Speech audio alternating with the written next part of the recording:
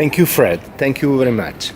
And you have a classical music education, but you have been fascinated by jazz and improvisation. How did it happen? Well, there was a piano in the house, and I started when I was very small, 4, 5 years old, and I always liked to improvise. It was more fun than practicing. But at first, I would improvise, and it sounds like classical music.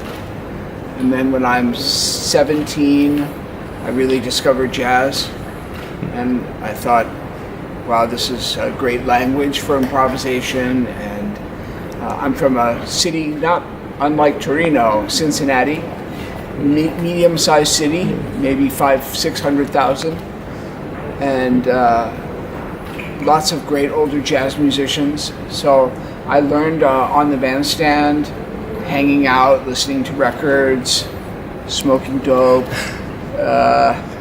It was a great way to learn, and not in a formal school way, but just to learn in the oral tradition by listening, trying things, playing with people that were better than me, and that's how you get better.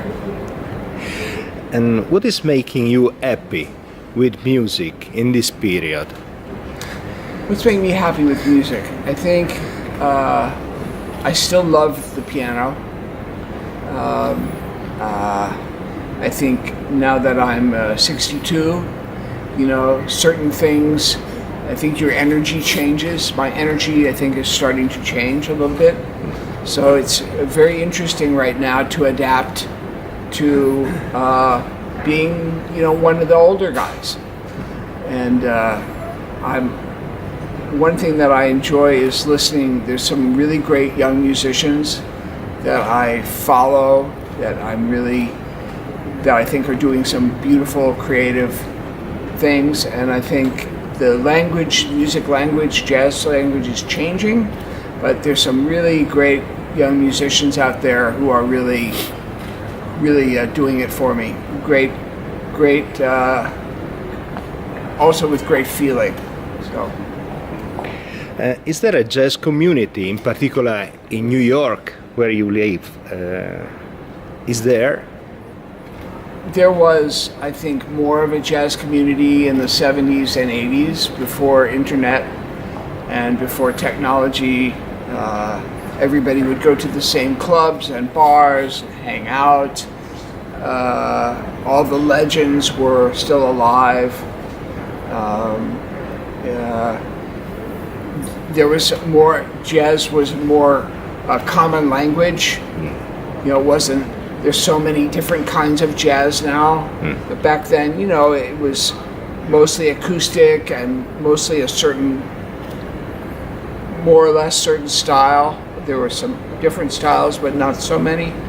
But I felt back then that it was not polarized. The older musicians, young musicians, black, white, everybody was very friendly. And now I think there are less clubs in New York, less places to play, less places to socialize.